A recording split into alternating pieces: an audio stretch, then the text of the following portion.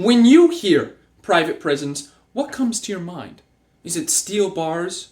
Is it a cold place that holds the worst of society? Or is it a scratch that, $1 billion industry that takes advantage of the United States citizens? Because that's what private prisons really are. Now, I chose this subject because I was curious about it, but I speak to you about it now because I am passionate about it. I am passionate because I know the effects that they have on United States society. So during this speech, I will talk to you about what private prisons are, what they do poorly, and what we can do to fix it. So, allow me to begin. First and foremost, what are private prisons and how did they come to be? Well, private prisons, also known as for-profit prisons, are a place where people are imprisoned by a third party after being contracted by a government agency, either on the state or federal level. As we know them today, they came about in the 80s, and the two biggest companies are the GEO Group and Persuasive. In 2017, they profited $4 million and accounted for roughly 8% of the prison population that year. As this graph shows here, they've grown a lot since the 1980s. The industry has grown a lot. But you know what else has grown? The lobby. In the last 15 years, GEO Group and Persuasive have donated $9 million to various politicians and political parties. They have also not shown themselves to be any better than state-run prisons. In an attempt to lower costs, it results in poorer living conditions, as is supported by Sands, O'Neill, and Hodges' paper in 2019. Now, government facilities can hold prisoners for roughly $87 per day, whereas private prisons can hold them for a merely $70 per day. How do they make up for this difference?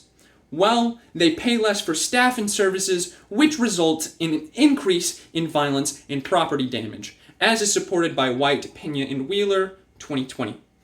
Fun fact, private prisons also refuse to take the more violent prisoners because that would cost more money. Now, the biggest bone to pick I have with private prisons, and the biggest reason that I dislike them, are because they are partially to blame for the increase in the prison population. Ever since the 90s, violent crime has been on a constant decrease. But the prison population has only been increasing. How does this come to be? After all, public services have a pretty steady demand. But for private services that you want to profit off of, you have to increase demand. So how did they increase demand? Well, they lobbied. They lobbied for mandatory minimum sentencing laws as well as 3-strike laws. Now, what are these? Mandatory minimum sentencing laws means that judges cannot take context into account. So it doesn't matter if you were just an ideal citizen. Doesn't matter if you didn't mean to do it. Doesn't matter if it was your first time. You have a mandatory minimum sentence. And 3-strike laws means that 3 misdemeanors, that's a felony charge, or at least an equivalent amount of time in jail as a felony charge. And 3 felony charge, automatic life sentence. This is how they artificially increase their demand for prisons. Now, it's all well and good to understand the problem, but what can we do about it? Well, other than outright ending private prisons, which is what I'm in favor of, or ending their contracts, I should say, we need to reduce crime and incarceration time. How do you decrease crime? Well, that is a big philosophical question that I'm not going to be able to give the full respect to in this mere 8-minute conversation, but here are some ways to do so. Provide job opportunities with a livable wage. Have social safety nets. Provide mental health care. Promote community outreach for police, and, in my mind, the most important, improve education in areas most at risk for having high crime. Why is education the best in my mind?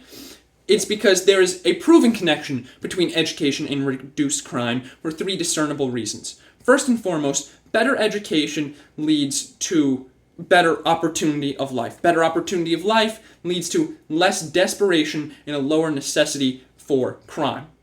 Second, it just takes up time.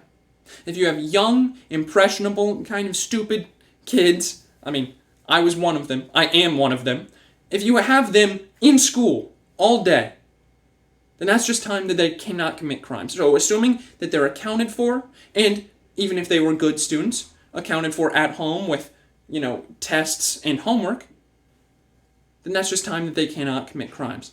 And 3, it reduces their exposure to crime, meaning that's an area, that's a part of their world that they're just not used to, so they're not willing to go to it even if they do get desperate. Despite crime being decreased, the U.S. still has a major incarceration problem, so how can we solve that? Well, repeal the lobbied for laws, okay? Repeal mandatory minimum sentencing and 3-strike laws. This will allow for better context-dependent sentencing. And let it be known that if you got rid of private prisons, this would decrease incarceration rates in and of itself, okay? States are contracted to keep prisons at a 95% occupancy or higher, and if they don't, they have to sing to the tune of millions of dollars in fines. This leads to parole boards being much more likely to give maximum sentencing for parole. Think of somebody who gets 5 to 10 years. In a state without a private prison contract, well, you're much more likely to be in there for 5 years and then be out on parole. But if they think, well, if I don't give enough people enough time, we're going to get sued for millions, you're much more likely to have to serve the full 10. All these solutions that I mentioned are actions that legislators and politicians would take, but you yourself can become educated on what your politicians support. You can contact them and tell them to support these things, and you can vote that way. You can speak with your vote. And these solutions help because you are hurting their demand, and they cannot then supply. So I've shown you why private prisons have manipulated our society by increasing their demands in ways to fight back, but I want to leave you on a note about privatization in general. The reason that public services are called for privatization is to save money. But they were not created to be profitable. They were created to lose money. We all get something out of public services, either directly or indirectly. And that's why we pay taxes for them, because they benefit everyone either directly or indirectly. And by making them cheaper, you are only cheapening the services that you get in return. Thank you for your time.